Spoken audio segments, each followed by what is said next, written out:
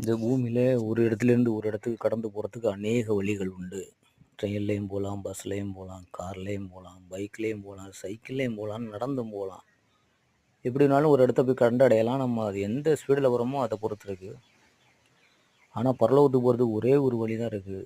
அதுதான் கர்த்தராகிய இயேசு கிறிஸ்து. அவர் தான் சொல்கிறாரு, நானே வழியும், நானே சத்தியமும், நானே ஜீவனுமாக இருக்கிறேன். இப்போ கர்த்தராகிய இயேசு கிறிஸ்துவுக்குள் வர்றவங்களுக்கு கர்த்தராகிய இயேசு கிறிஸ்து என்ன கொடுக்குறாருன்னா அவருடைய பரிசுத்த ஆவியை கொடுத்துருக்கிறாரு. இப்போ பரலோகத்துக்கு நம்மளை கொண்டுட்டு போகிறதுக்கு ஒரே வழி பரிசுத்த ஆவிக்குள். நாம் பரிசுத்த ஆவியானவரோடு யார் ஐக்கியமாக இருக்கிறாங்களோ அவங்கள பரிசுத்த ஆவியானவர் பரலோக ராஜ்யத்துக்கு எடுத்துகிட்டு போகிறார். இப்போ பரலோக ராஜ்யத்துக்கு போகிறதுக்கு ஒரே ஒரு வழி தான் இருக்குது. அது மகிமையின் ராஜ்யம், இந்த ஆவியின் ராஜ்யம். பரலோக ராஜ்யம்னா பரிசுத்த ஆவியானுடைய ராஜ்யம், அது தேவாதி தேவனுடைய ராஜ்யம். அந்த ராஜ்யத்துக்கு நம்ம பைக் மூலமாக நம்ம கண்டுபிடிச்ச